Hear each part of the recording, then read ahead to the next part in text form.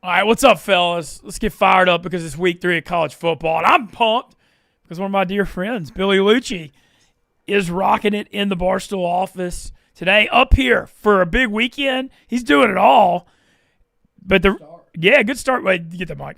But the real start, you got he's up here for the Cubs game tomorrow, but he's really here for Texas A&M at Notre Dame under the lights in South Bend Saturday night, 6:30. May or may not be going to Detroit Sunday, it sounds like.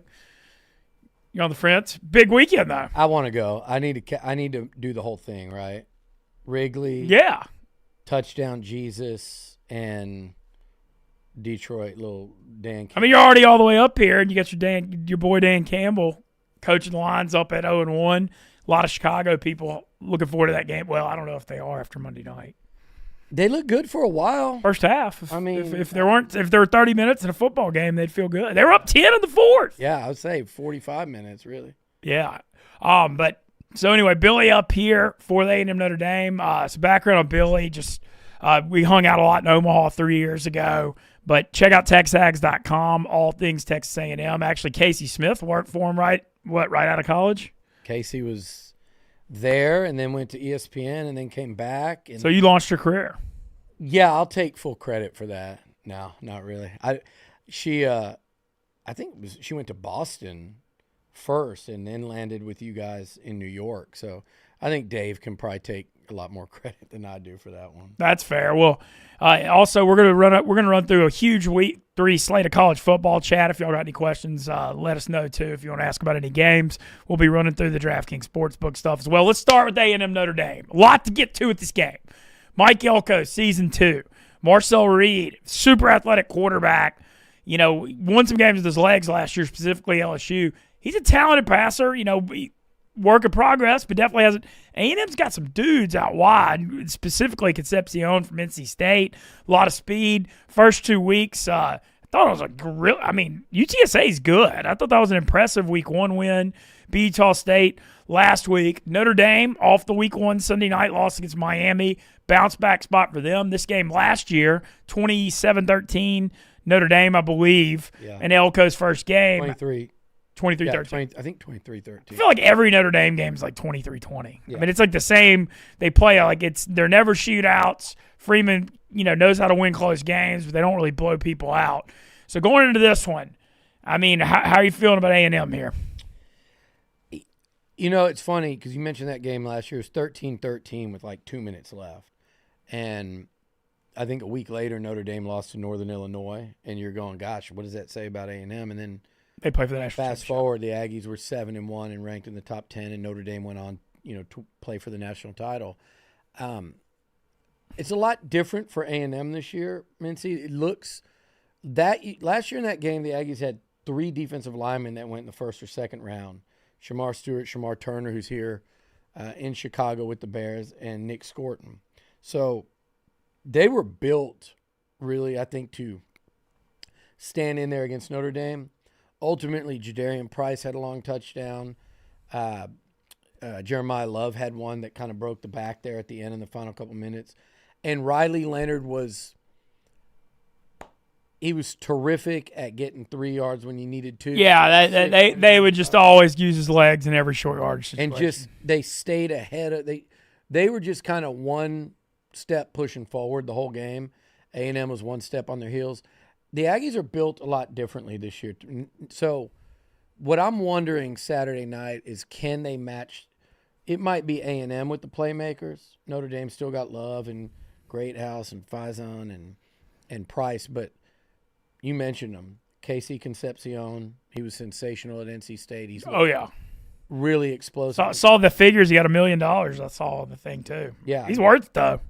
Hey, I don't know who's worth anything anymore. Hey, you're worth what people are willing to pay you. Yeah, exactly. The old saying. But this is one of the guys that's like, he's worth his weight in gold right now. And I think the thing with he and Mario Craver, who, a Brandon Walker special from there at Mississippi State, and they've done a nice job of replacing that speed, but this dude can go get it. And he did it So the thing is, these guys are proven commodities. So when I see him doing it against UTSA and Utah State, when normally you'd kind of be hesitant to go all in, you've seen them do it. And so, and they're not the only weapons. For fans that don't know A&M, you might see some Terry Bussey, you might see Ashton Bethel Roman, but they've got playmakers. But what they also still have is they have 5 O-linemen that I'd say you could see 4 of them in the NFL. Oh, wow. And they all came back. They have really 7 returning starters on the O-line. 2 guys that, they've got 7 guys that have started in the SEC. And then the guy that no one talks about because he blew out his knee last year about 8 games into the season is Le'Veon Moss. Yeah, stud running back. He was leading the SEC, I believe, or right at it when he got hurt. So this is a guy that he's only touched it, I think, 13 times in 2 games. They've been holding him back, being careful. I think he'll touch it at least that many and probably a few more against Notre Dame on Saturday. Well, okay, on the other side of the ball, Notre Dame, though C.J. Carr gave them a chance. They fought back hard in that fourth quarter. What was interesting was Jeremiah Love had like 9 touches. Yeah. And you got to think they're going to really try to run the ball. I thought UTSA was able to run it on A&M a little bit. Do you think A&M's front 7 can hold up against that running game? So that was my biggest concern entering the season. When you're trying to, there's how many teams in the SEC are in that contention to be that 3rd or 4th playoff team this year. Now, I would say that Georgia and Texas and Alabama, who everybody was picking, have kind of looked like they're probably back towards the pack a little bit themselves.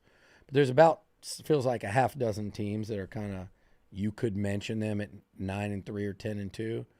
For A&M to get there, they have to stop the run. And like you mentioned, the UTSA stats, and I'm thinking more towards last year. And they have to have come a long way, and you just don't know it till you see it. And, damn, they're about to get thrown into the fire against – you're right. So they give it to Love like 9 or 10 times against They were playing from behind, so a lot of it was game flow and game script. They're doing all these screen passes, and, their pass blocking was getting eaten up by Bain and those guys. So I fully would expect Notre Dame and Freeman and Denbrock to course correct with a bye week and say, if we're going to go 0-2, we're going 0-2 doing what we do, which is, and especially if you watch the tape of A&M the first couple weeks, it's like we're going to get downhill and go after these guys. It wouldn't surprise me if they took some shots down the field, which you don't normally think of with Notre Dame. Yeah. But I think they might want to test these Aggie corners, Will Lee and Des Ricks, and see, like, how much better have they gotten since last season. Well, A&M plus 6.5 on the DraftKings Sportsbook, over under 50.5. It's a little lean at A&M. I just think when I look at these Notre Dame games, they're just all close. I mean, I think you see these field goal games all the time where they win most of them, but I feel like that may be what's coming, and I think A&M, this is a huge measuring stick game. I mean, there's no denying how big this is, and I'm pumped. First time to go see Touchdown Jesus at a football game. Never been to a game at Notre Dame. Getting to go Saturday night. Weather's great.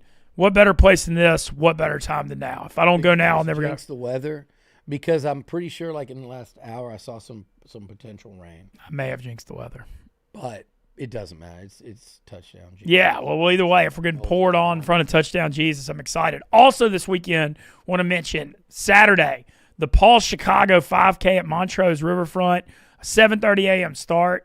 You can sign up. Stella Blue going to be out there with coffee and stickers. Connor Griffin and I are both running in it. So going to get out there on Saturday, run a 5K. We're going to South Bend, do some tailgating. It's going to be a great Saturday. I'm going to try to video log a lot of it as well. All right, other college stuff, a lot of stuff to get into this weekend. Other games you're interested in. I guess I'll touch on Clemson, Georgia Tech to start this thing on Saturday. 11 a.m. kick. Clemson hadn't looked good. Lost 17-10, got shut out second half at home by LSU, then gets down 16-3 at home to Troy. Did have a better second half. They're like a 3.5-point favorite. Georgia Tech under Haynes King's been pulling some upsets the last couple of years. This thing's in Atlanta at home. Does Georgia Tech, can they get this done?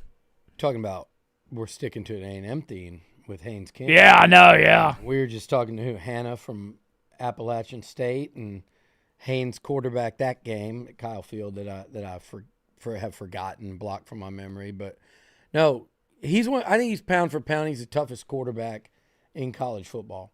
And you talk about kind of like Riley Leonard in just that same vein that if you need 4 yards, Haynes King's going to get you 5. if you sleep on him as a passer, he's going to complete something big.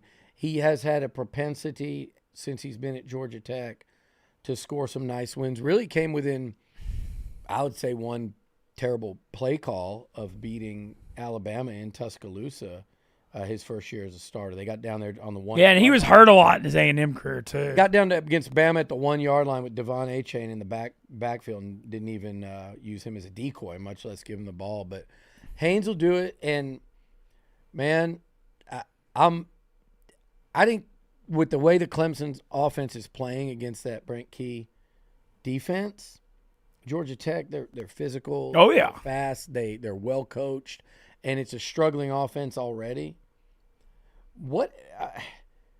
I don't know what ever happened to Garrett Riley, because the last thing I remember, he's at TCU with Max Duggan. Playing for the national championship in college football, right? Yeah, and it's like then he goes to Clemson, and it's got to be maybe a Dabo thing. I don't understand why they haven't been, and because Cade Klubnik's a guy I've been watching since he was in high school at Austin Westlake, and I don't know. I kind of lean Georgia Tech. I do too. I mean, especially as a home underdog. Yeah, no, I agree. I think there could be a lot of upsets Saturday, and that goes right into the Georgia-Tennessee game. Same exact line, Georgia 3.5 in Knoxville. One of the interesting storylines of college football this offseason, the whole Nico saga, Tennessee ended up getting out of this better than they could ever imagine. They got out of paying this dude who's not any good millions of dollars. He's struggling at UCLA. They're terrible. And people were acting like Tennessee was going to fall off, and I kind of thought it too a little bit. But Aguilar's better. I mean, Nico was terrible. And now Joey Aguilar, they scored, I'm not saying Clemson. I mean, Syracuse is great this year. They had a good year last year, but they scored 45 points week one. All of a sudden now you got a great home field advantage in Knoxville. Georgia's owned them in this series. Is this the year they finally get through? I have a hard time with Joey Aguilar other than thinking like, okay, the guys seem to really like playing for him. I try not to read too much into, I think, a really depleted Syracuse team. And so it's tough for me to just all the way buy in, but 100% they came out better. You can already tell that. I mean, buy in and can they beat Georgia? But, man, one thing I'm not bought into is Gunnar Stockton. No. And then last couple of weeks, I mean, granted, Georgia usually kind of sleepwalks through the G5 games. They're kind of notorious for it. They are. But still, I haven't seen anything out of him in that Notre Dame game. And last year, Georgia's receivers were terrible. I know they got some transfers in. They couldn't pass protect last year. I mean, it was a whole – we see Carson Beck looking good in Miami already. It was a whole thing. And, I mean, I'll go even farther. I think Mike Bobo is a crappy offensive coordinator, and I've always thought it. And I thought he'd get fired after last year after they struggled, and they kept him because I guess he's, a Georgia guy, and maybe their Carter McCurby go way back. Loyal is not a great word in college football coaching. Mm-mm. I mean, it's just unfortunate truth of it. And coaches would get pissed about you saying that as they collect their buyouts and their big checks. But loyal, you can certainly be loyal to a fault. And I think in the case of if Bobo doesn't get that offense going this year, I mean, look, Tennessee's weakness might be, they've got injuries. There's two starting corners are out. So they had two young guys. Taking advantage of it. No, I agreed. So, home field, this might be a year Tennessee gets them. So, are you going to bet? I'm leaning taking Georgia. Heupel over Kirby Smart in that Georgia. I feel like I'm thinking, I feel like this is a spot where I'm going to take Tennessee, but then I'm not confident. I'm kind of with you, though. I feel like it's like but I'm a home underdog believer. Underdog in the SEC in Knoxville, I think it's the most to me, that fan base is nuts. Yeah. They start playing Rocky Top, and it's to me that was the second most daunting road environment I've been on the sidelines for in the SEC, with not the Grove, but Baton Rouge and Death Valley still being at number one. Yeah, no, that they get certainly wild down there. Other games to touch on: Wisconsin's plus 21 at Alabama, over under 46.5. Wisconsin can't score. They did the air raid thing last couple of years long ago. Now they're trying to get back to their running game. I don't see how they're going to get many points in this game. But Bama, granted, UL Monroe Warhawks cured some ills in that 73-0. That game was a lot closer than that final score, though, damn it. But Bama this week, I don't know if I can lay 21. I sort of think under even 46.5. I just don't see where Wisconsin's getting more than 14 points here. I don't see where the points come from. I don't either. I like Bama in that one. I really thought that was a hell of a hire for Wisconsin. I did too. Everybody did. And then he hired Phil Longo.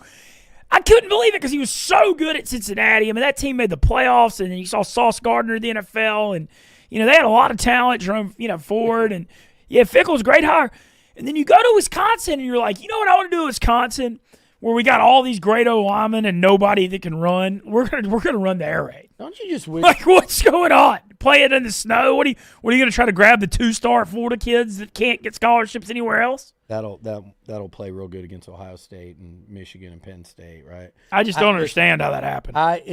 Wouldn't college, and no offense, as I sit here in Chicago, because he's doing a great job down the road here, but wouldn't college football have been, or Big Ten? I just feel like Brett Bielema never should have left Wisconsin. I felt like it was such a beautiful fit to replace Barry Alvarez, and the way they played football under him. Like, I just felt like that was a perfect fit. Then he went and he had to go, dabble in the SEC, and that didn't work out at Arkansas, and now here we are. But Wisconsin just hadn't been the same since. No. They had it with Paul Chryst. That didn't – I mean, it's just – I don't know. I know it's surprising, too, because they have such a strong tradition. But, I mean, they just got away from their identity. I mean, they had that power running thing. All right, I'm going to touch on some other games, making sure I just get the big ones up. We already talked Georgia's -4 at Tennessee, 50.5 there. I could see that game going under, actually. Don't have anything to say about the backyard brawl. All right, South Florida, the story of college football, 3:30 Eastern. They're +17.5, which was the exact line at Florida, +525 money line. Can they do it 3 weeks in a row? We saw them hammer Boise. They won at Florida last week. I mean, I guess, like them with the points. My instincts say this is where it ends. It's just so hard to do this 3 weeks in a row. That game in Florida was a super physical game, too. I do like Brown, the quarterback. The defense impressed me the last 2 weeks. So big. Yeah, and Alex Golish, man, great play caller at Tennessee, and maybe stealing Napier's job with that win. I think there's an argument to be made there. But do you think they have a shot at Miami? Yeah, I think they have a shot. I think with that line, I wouldn't feel bad about taking South Florida to cover that. 17.5's a lot. Who was it? Levitt? Was that their coach when they got to like number 2 in the country? Yeah, they had who was the quarterback they had? They had a good quarterback. I remember South Florida's got athletes. They've got I think a great system. They're playing. Florida's bad right now. Offensively, I don't know. Very bad. And I think a lot of Lagway had off-season hamstring and shoulder surgery, and people were asking a lot of questions going in, like what's going on there. Here's my thing with that, Mintzy. It's quarterbacks, you have to practice. Mm-hmm. Especially because he was young already. Yeah, you have to practice and develop, and you miss enough time, and I think that's what you're seeing. I've been watching Lagway since he was he's about 45 minutes up the road from College Station. Lagway stormed the field at Kyle Field when they beat Bama back in 21 as like a young recruit. So there's a lot of Aggies. I didn't know that. Yeah, DJ and his dad Derek played at Baylor, but he is young. I think he's going to be really good. I don't know that will end up being at Florida, depending. No. If it goes bad with Napier, he's going somewhere. But I'm not ever discounting his talent. But right now, offensively, they just can't get it figured out. Miami. Carson Beck, everybody wrote off and gave up on. Even though they would probably not admit it, I bet Georgia would love to have him. Oh, he's way better. And then, like I said, you go back to the Georgia thing. I mean, the O-line melted down in pass protection. They dropped more passes than anybody in college football, and Bobo's play calling. A lot of things against him looking back on it. I think Miami wins, South Florida covers. Okay. That's definitely one of the interesting games of the week. This is a best slate of the year. I mean, the week 1 was good too, but this slate is something.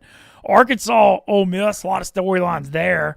6 o'clock. Line opened at 9.5, down to 6.5. Austin Simmons sprained his ankle last week. Heard he's been in a walking boot this week. He's going to go, but he's already young, and now he's not going to be mobile.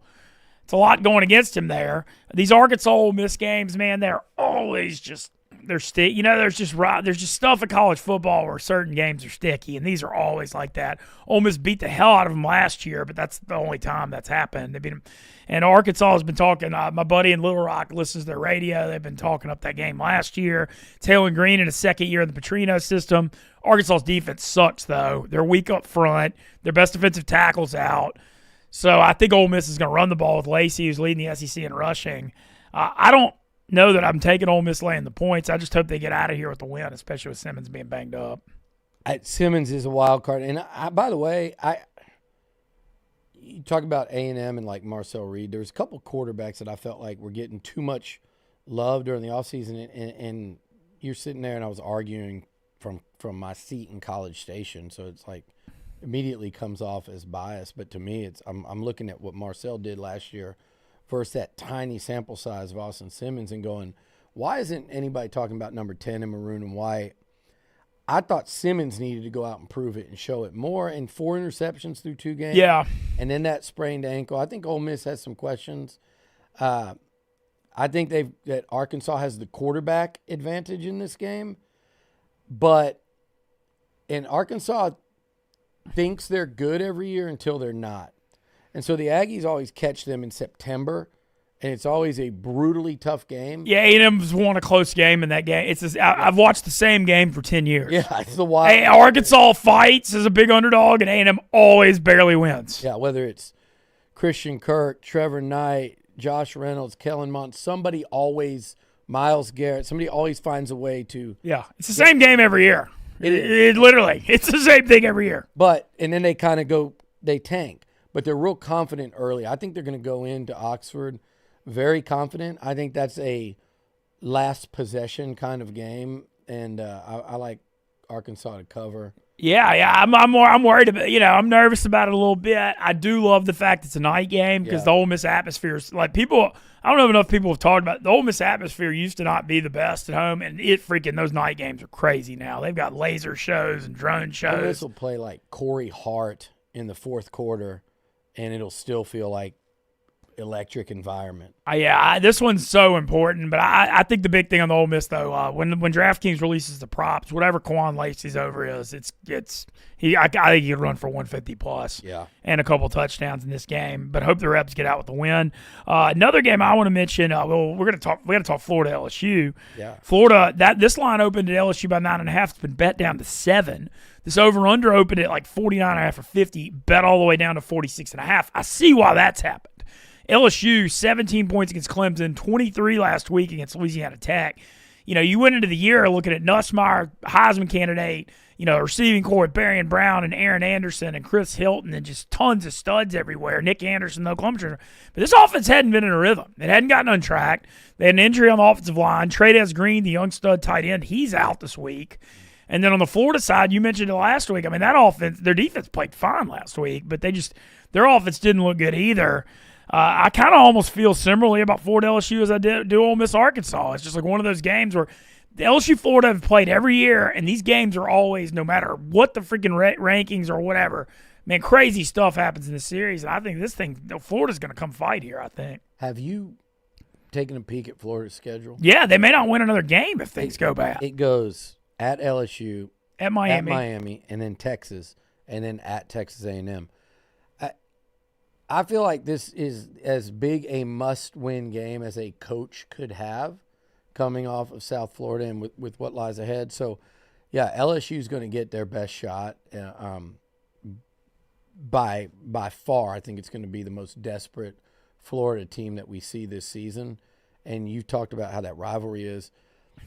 Man, LSU's offense, people are wondering about. Like, I know, I'm worried about too. Joe Sloan is a close, dear friend of the program. I used to cover Louisiana Tech football when I was doing Shreveport. We had it there at Monarch Station. And I love Joe, but he's catching some heat right now, and I hope he gets going. I thought they lost more than people wanted to talk about with those. I mean, you lose Will Campbell, and Emory Jones. Especially Will Campbell and Emory Jones, and then, Mason Taylor. Yeah, elite. And then the late Kyron Lacey was a game changer. Like, the dude was an absolute dog. So they've lost, I think, quite a bit. So maybe it takes a few games to get Nussmeier also had that knee, like he had some kind of thing happen in spring, in summer ball, not like too serious, but maybe that's affecting him too. If Nussmeier can avoid the picks, he should have had a game-losing pick six at South Carolina last year. Got eaten alive in Death Valley by Alabama in a blowout. Yeah, I mean, the A&M game, he melted down in that second half. Melted down 3 picks in the second half. Yeah, LSU ran for 42 yards in that game, too. I think the problem is just the running game's got to be more consistent because, LSU keeps getting in these 3rd and 8, 3rd and 10 high-leverage situations, and they're rushing Nuss, and when he makes mistakes is when he's throwing off his back foot on these 3rd and longs.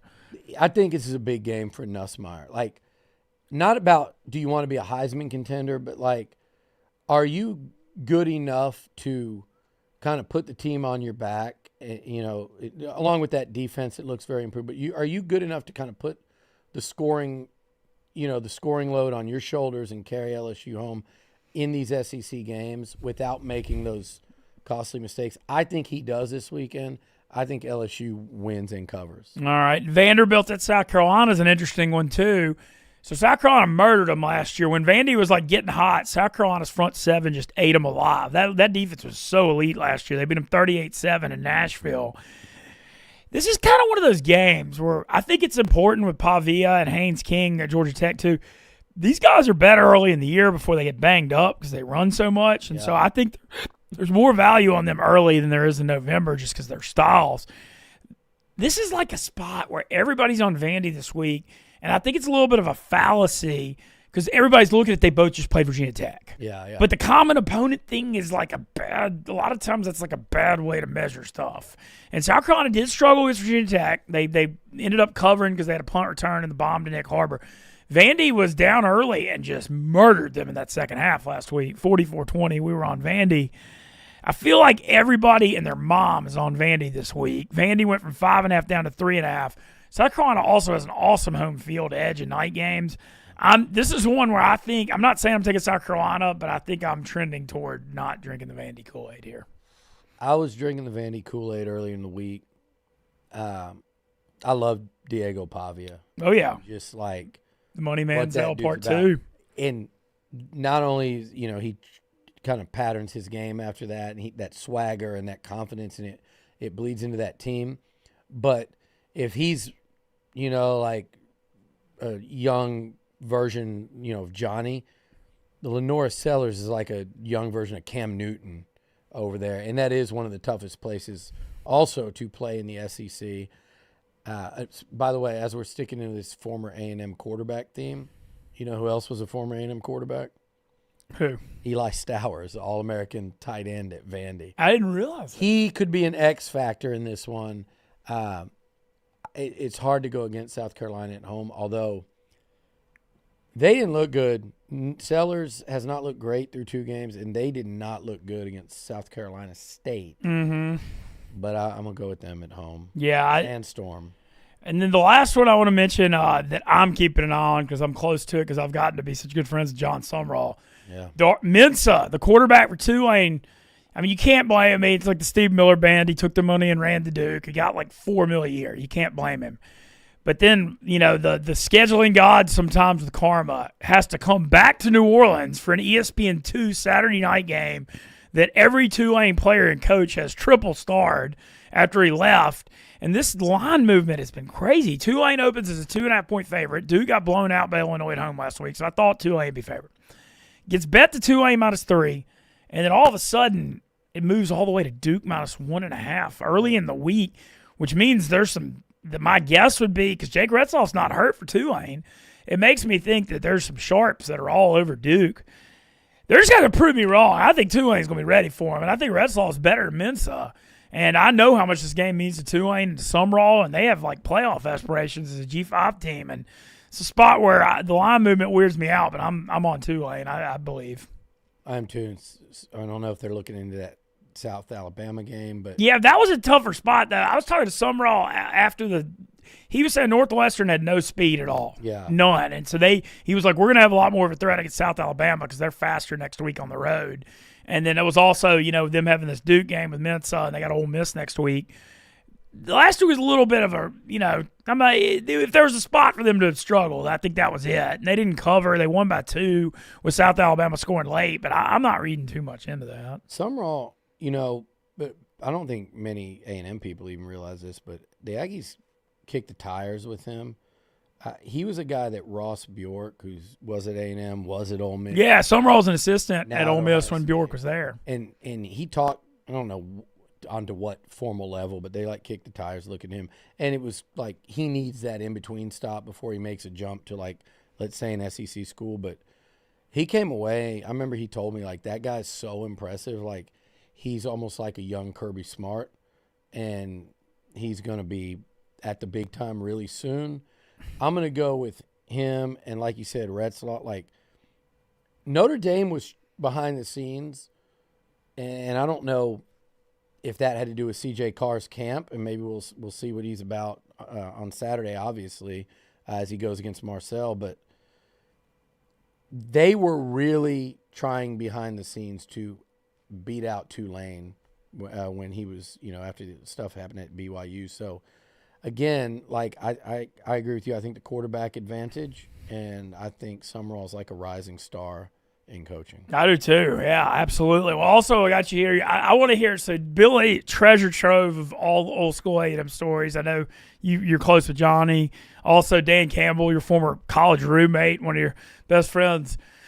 Anything from the air that could be shared publicly on stories that because I know with especially Johnny, there's certain stuff probably that there would be good Barstool content that came back. I'll tell you just a quick funny one on both of them. So Johnny, you remember a few years ago, people remember that the swan, and he's on the inflatable swan with a bottle of champagne and water, fully clothed, and it was right after he got drafted by the Browns and was supposed to be on the straight and narrow. And we were down in Austin, and it was with I remember we were Austin with a friend in the media, and I walked her. It was a top floor with a pool, and I walked her downstairs. She had to work college baseball the next day, and I said, not Casey, by the way, but I said, all right, good seeing you. See, we're going to come to the game. Okay, well, go check on your boy because